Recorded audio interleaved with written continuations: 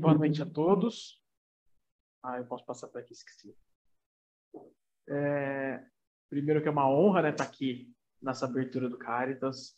Está todo mundo aqui do Caritas ansioso nessa abertura. A gente ficou aqui preparando tudo, arrumando, né, pintamos a casa e preparando. Foram várias reuniões para a gente programar esse retorno. E calhou, basicamente, de cair na abertura no mês que a gente tradicionalmente fala da evangelização. Eu esqueço que eu tô com a câmera aqui e eu tô falando sem olhar para a câmera. E a gente vai acostumando ainda com essa questão híbrida. E quando a gente programa o mês da evangelização, acho que já é o terceiro ano que nós dedicamos o mês de outubro para a evangelização. No começo, nós programamos palestras para falar sobre evangelização. Depois, nós programamos palestras para falar sobre o trabalho das crianças, mostrar o trabalho que foi feito. E esse ano, nós pegamos aulas que foram dadas para as crianças e para os adolescentes e transformamos ela em palestra.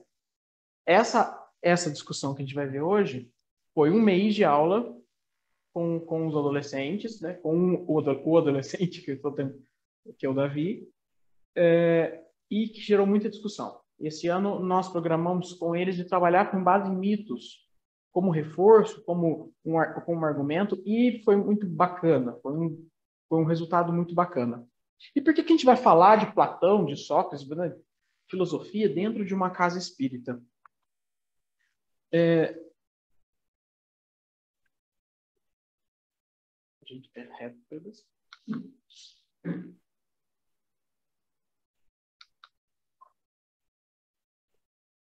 Não foi.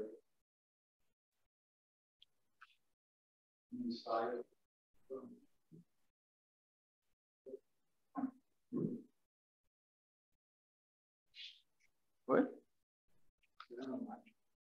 Aí, se nós formos para a introdução do Evangelho segundo o Espiritismo, ou seja, uma das obras mais importantes da base de estudo da doutrina espírita, inclusive é o objeto de estudo, o objeto de leitura de muitas sextas-feiras. Na introdução, o Kardec fala: as grandes ideias jamais irrompem de súbito. As que assentam sobre a verdade sempre têm percussores, que lhes preparam parcialmente os caminhos. Depois, chegado o tempo, envia Deus um homem com a missão de resumir, coordenar e completar os elementos esparsos, de reuni-los um corpo da doutrina. Deste modo, não surgindo bruscamente, a ideia, ao aparecer, encontra espíritos dispostos a aceitá-la. Ele está falando da doutrina espírita. Tal que se deu com a ideia cristã, que foi pressentida por muitos séculos antes de Jesus e dos essênios, tendo por principais percussores Sócrates e Platão. O espiritismo não caiu um alien, né? Chegou aqui com uma ideia totalmente inovadora, Kardec veio com uma disruptura totalmente, jogou uma história e falou, olha, é essa que vai ser seguida. Não, ela é natural. Porque o mundo é natural, as coisas acontecem naturalmente. Não explicou nada de novo, ele só deu uma visão que ninguém estava tendo. Então, para entender um pouco por que o Kardec fez essa frase importante, vamos voltar um pouquinho para a Grécia Antiga. Mais especificamente para Atenas, na cidade-estado de Atenas. Em 469 a.C., quase 2.500 anos atrás, nasceu Sócrates. Nasceu de uma família humilde, o pai era escultor e a mãe era parteira. Isso influenciou ele muito, porque a grande doutrina do Sócrates era chamada de maiêutica, que significa parteira em grego. Dizia ele que as ideias não poderiam ser jogadas nas pessoas. O ensinamento do Sócrates era dar os fundamentos para que os seus alunos tivessem suas próprias ideias. Uma vez, naquela época, Atenas era dominada por tiranos. Uma vez perguntaram para ele, indignados com a política local, falaram: Sócrates, por que você não pega um desses tiranos e dê 2 horas de aula de filosofia para eles verem se eles se dedicam mais ao povo e pensam mais, né? 2.500 anos, gente. Se dedicam mais ao pensamento coletivo, à república em si, né? O nosso conceito de república deriva justamente dessa época de res pública, ou seja, de coisa pública. E Sócrates falou: olha, a minha mãe era uma ótima parteira, mas tinha uma coisa que ela não podia fazer. Ela só poderia dar luz para quem estivesse grávida. Ela não poderia dar luz para quem não estivesse grávida. E Sócrates viveu bastante, né? Viveu com 70 anos, e no final da sua vida ele foi condenado por estar insurgindo contra os deuses da época. E num julgamento muito célere, viraram para ele e falaram: olha, você vai morrer, você foi condenado à morte, mas nós vamos perdoar os seus crimes se você falar que não vai mais ensinar ninguém. Ele fala: eu estou aqui questionando os deuses que vocês impõem, não a divindade em si. E aí vocês estão querendo que eu enfrente o desafio de desconhecido ou enfrente a tortura de não fazer o que eu mais gosto. Então, pois, vou enfrentar o desafio. E ele fala: mas eis a hora de partir. Eu para a morte, vós para a vida. Quem de nós segue o melhor rumo, ninguém o sabe, exceto os deuses. E o diálogo é até mais longo, e nessa época, ele já tinha encontrado um discípulo. Platão. Platão, ao contrário de Sócrates, era filho de nobres. O tio dele era um dos tiranos de Atenas. A família queria que ele fosse político, que era a maior honraria que alguém pudesse ter nessa época. E para preparar para a vida, mandaram ele estudar. Ele saiu para caminhar e encontrou Sócrates debatendo ali na praça pública.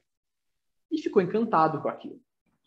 Sócrates viu nele o discípulo que ele estava tanto buscando. Nessa época, Platão tinha 20 anos.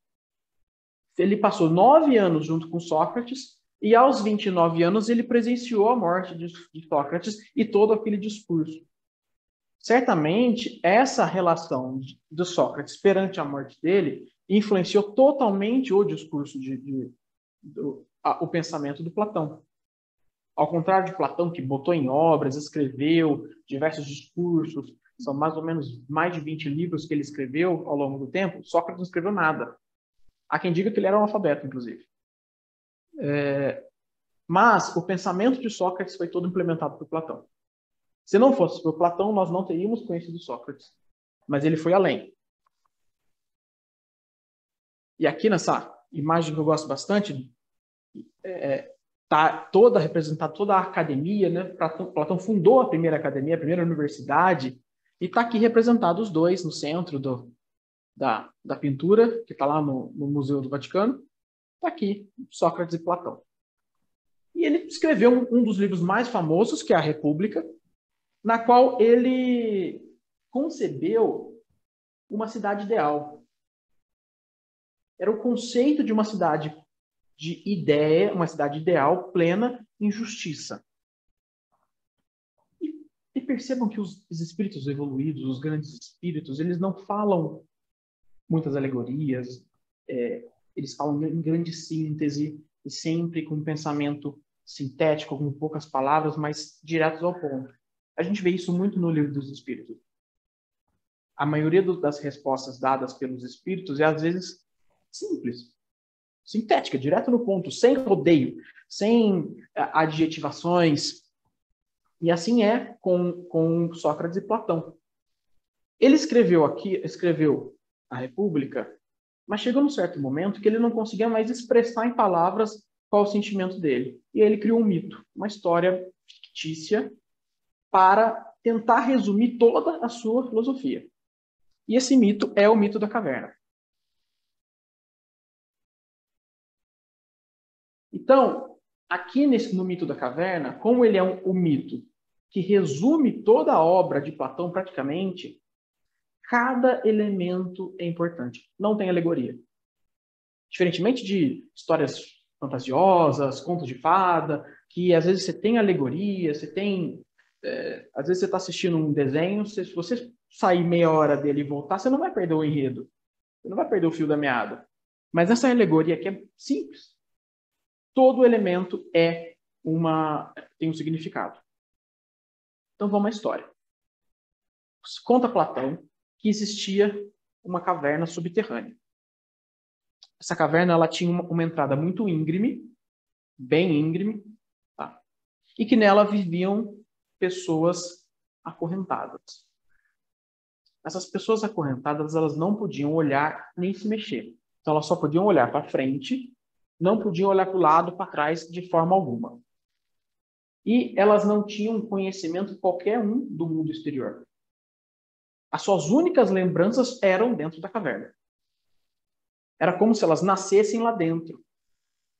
É uma alegoria. Então não é...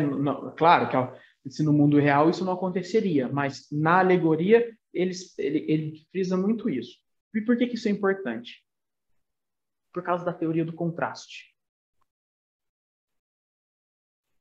Basicamente, a teoria do contraste é que nós precisamos de um elemento que contrasta para tentar enxergar o outro.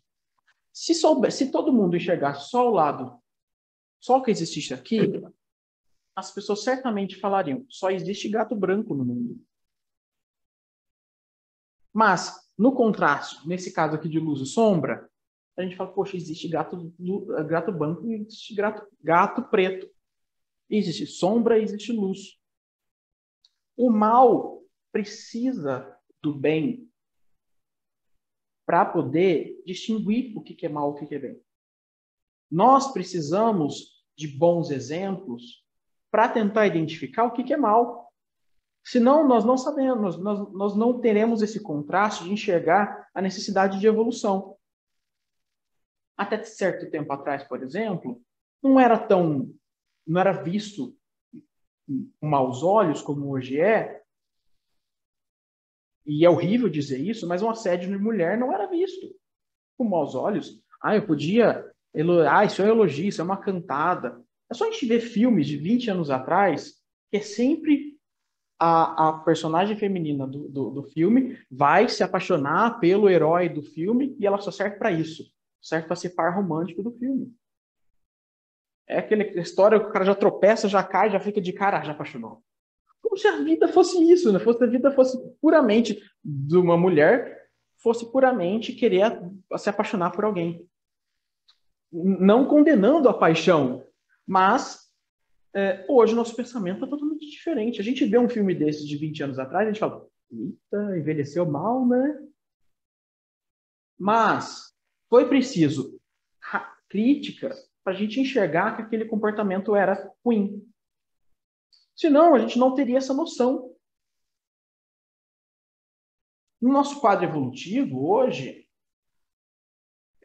que não predominância ainda do egoísmo, há ainda uma presença muito forte desse pensamento egoísta na humanidade como um todo, a gente agora mesmo está vendo famílias brigarem, pessoas, amigos fazerem amizades por discussões políticas, por discussões A ou B, relatos de todos os dias, tipo, eu não falo mais com a pessoa da família tal, a pessoa da tal saiu do grupo porque começou a brigar, começou a postar coisas. E isso nos mostra o nosso estágio evolutivo. Ainda bem que estamos no mundo de expiação, mas lembre-se que estamos no mundo de provas e expiações.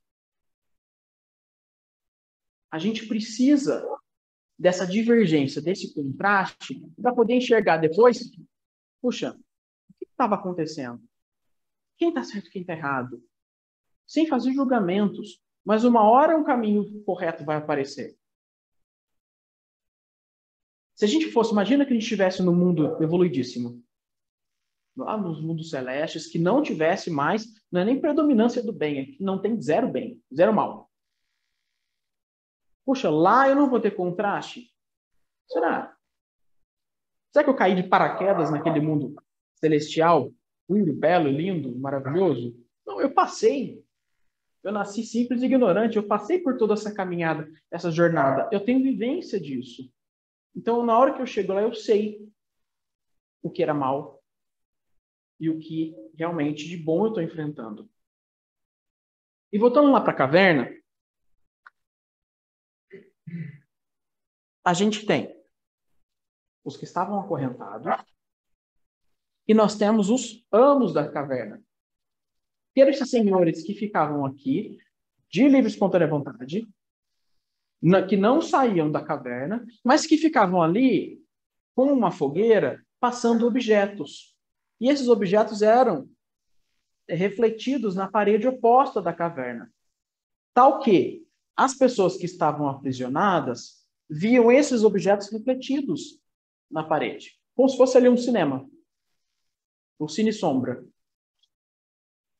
Eles iam mudando os objetos e as pessoas iam contemplando aquilo. Ou seja, para aqueles aprisionados que estavam na caverna, as sombras eram a realidade do mundo. Aquilo lá era a única realidade que eles enxergavam, que eles sabiam que existiam. Eles não sabiam o que era um pássaro. Mas se passasse uma figura de um pássaro, eles dariam um nome para aquilo, mas aquilo seria a realidade. E para que os aprisionados não se rebelassem, não ficassem uma hora quisessem sair dali, os amos permitiam que eles discutissem, que eles debatessem as sombras, que eles até elegessem um líder dentre eles, o líder que fosse o mais sábio. E o mais sábio seria aquele que conhecesse mais as sombras. Aquela ali é um garfo. Aquela ali representa isso. Nossa, se aparecer aquela sombra, sinal de que vai vir desgraça, está vindo. E a cada vez eles tinham a esperança de uma nova sombra aparecer. Então eles eram alimentados pela esperança e pelo sentimento de falsa liberdade. Eles não tinham noção que estavam presos. Mas eles tinham noção que estavam no controle da situação. Então isso dava a eles a sensação de liberdade ilusória.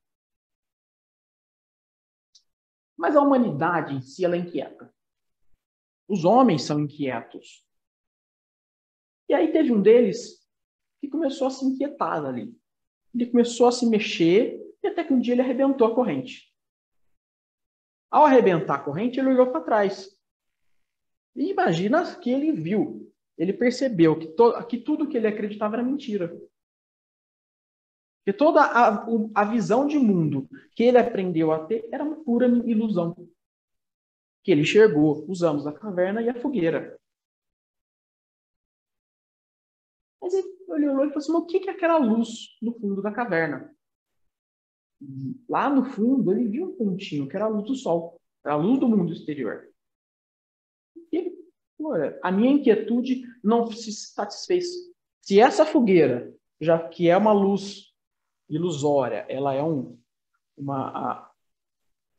factoide da luz solar, né?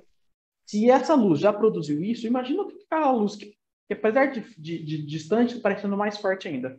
Vou até ela. Só que lembra que eu vou até voltar. A subida era íngreme. Bem íngreme. E é uma pessoa que nunca mal aprendeu a andar na vida, porque ele estava lá acorrentado, teve que escalar.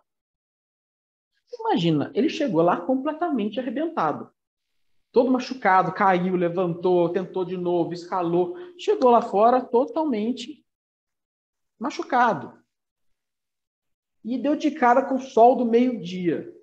Imagina que a pessoa estava lá a vida inteira presa numa caverna escura. O que aconteceu quando ele saiu para fora? A luz cegou ele completamente. E ele cegou, imagina a dor daquilo, né? Quando a gente sai no sol, assim, puxa, naquele momento, né? E naquele momento ele ficou meio cego e até a luz, até a visão dele foi se adaptando até a ponto de ele enxergar o mundo. O mundo ao redor. Peraí. Ele enxergou tudo que estava ao redor dele. E ele foi vendo a beleza que era o mundo ao redor dele. E ele se ficou completamente satisfeito. Aquela inquietude dele ficou quase plena, exceto por uma coisa. Lembram da teoria do contraste? Agora, nesse momento, ele percebeu o que era liberdade. Ele percebeu, ele teve o contraste de comparar a situação dele agora com a situação anterior. E ele pensou, os meus amigos estão lá. Pior, a humanidade inteira está lá dentro. Porque eu não conheço mais ninguém aqui fora. Toma na cabeça dele a humanidade inteira. Todos os seres vivos que ele conhecia estavam lá dentro presos. E ele não podia deixar de salvá-los. E aí o que ele fez? Ele voltou. Desceu. Se a subida era íngreme, imagina a descida. Chegou lá embaixo todo arrebentado. E aí, imagina o que aconteceu quando ele chega lá embaixo, todo machucado, maltrapilho, sujo, chegando para as pessoas que estavam lá no confortinho delas, falando, gente, tem um mundo muito melhor lá fora. Eles olham para a cara dele e falam, desse jeito? Você sofreu tudo isso para chegar lá fora? Não, muito obrigado, eu vou continuar aqui. No meu conforto. Você está mentindo, você está doido. Você que está tentando nos enganar. E olha, você está me atrapalhando aqui. Para chegar à próxima sombra. Lembra-se da maêutica? Da técnica de Sócrates? Ela não poderia dar luz para quem não tivesse grávida. A sabedoria não poderia nascer daquele que não tivesse iniciado a inquietude. Então, daquele sábio, daquele mais sabichão da turma, ele não ia me conseguir mexer. Mas tinha um deles que já estava meio inquieto, que já estava começando a se mexer. E foi nesse que ele conseguiu conquistar. E aí, aos poucos, eles foram se levantando e foram caminhando. Esse primeiro, que já tinha subido todo o caminho e já tinha ido lá fora, ele já conhecia o caminho todo. Então ele pôde guiar as pessoas até lá fora. O segundo não conhecia o caminho todo, mas ele conhecia o caminho que ele tinha percorrido. O terceiro também não conhecia o caminho todo, mas também conhecia o caminho que tinha percorrido. E pôde tirar dúvida e buscar auxílio na pessoa que estava na frente, no que tinha percorrido aquele trechinho. E assim, todos foram saindo, e o que saiu 15 minutos mais tarde, conhecia mais 15 minutos a menos do caminho, mas ele podia ter confiança no que estava na frente, e assim a cadeia de sabedoria era replicada do que sabia todo o caminho até o que não sabia nada. E aí viveram felizes para sempre. Mas vejam vocês que essa alegoria é muito bacana, porque ela mostra a evolução do raciocínio humano. A gente nasce simples e ignorantes, até chegar na posição da sabedoria plena. Nessa alegoria, a luz representa a sabedoria. A luz do sol representa a sabedoria.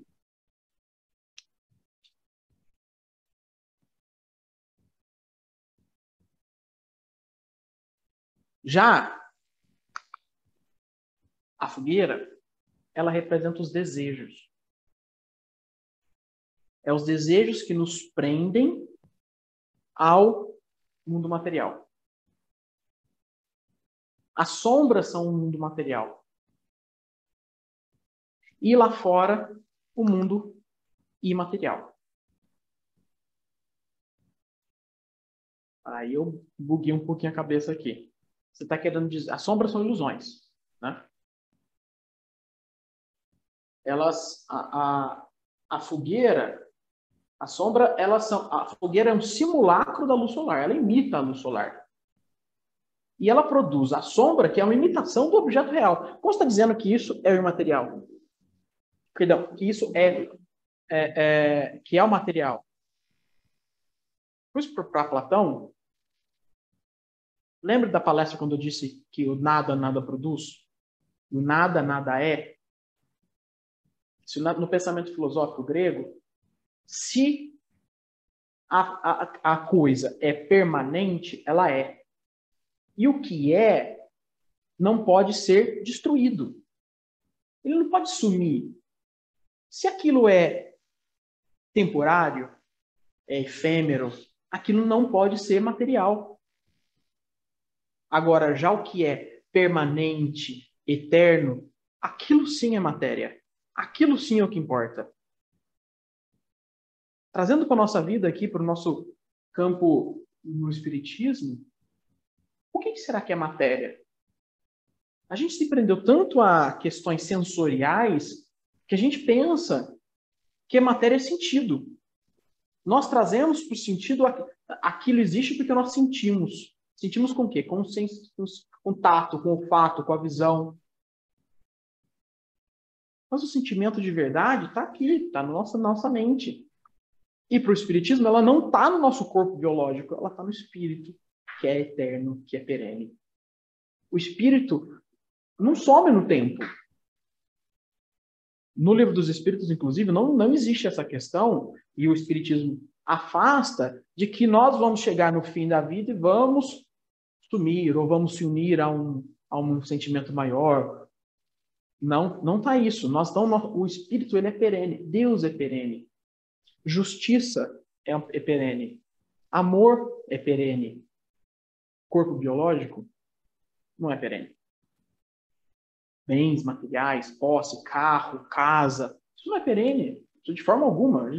Às vezes a gente perde na própria vida aqui. Não precisa nem passar de uma vida para outra para perder.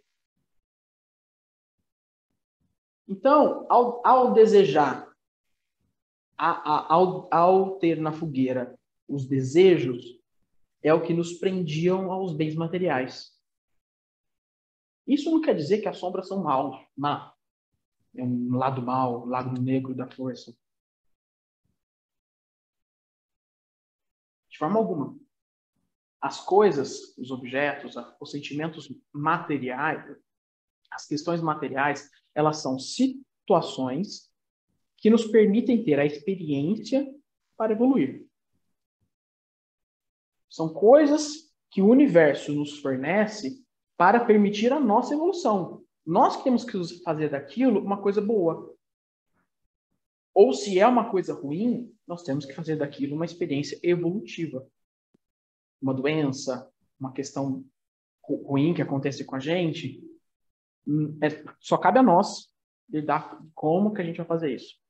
Eu lembro na primeira palestra que a gente teve na pandemia, não lembro nem quem foi, nossa primeira palestra virtual, e alguém falou isso. Não sei se foi o Jean, se foi o Luiz. Olha, a decisão de sair dessa pandemia vai ser exclusivamente nossa. Como a gente vai sair é uma responsabilidade que só nos cabe. Não é o terceiro, não é externo. O que nós vamos fazer com isso, isso nos cabe. Do que as outras pessoas vão fazer, do que o universo vai acontecer com a gente não tem esse controle. Nós não podemos ser reféns dos nossos desejos. Porque senão a gente está pegando aquilo que é transitório, é efêmero. E aí acaba gerando na gente uma ansiedade eterna.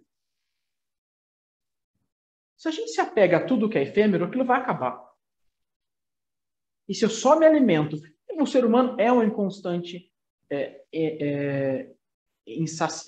um insaciado inconstante. Lá na caverna, ele quis buscar uma coisa melhor.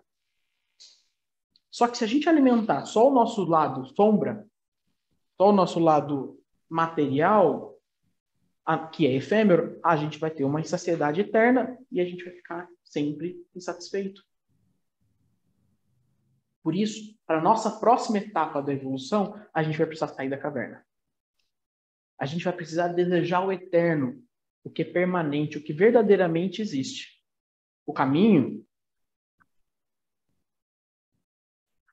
ele é íngreme. Mas sempre haverá alguns passos adiante. Sempre vai ter alguém para nos ajudar. Porque esse é o propósito.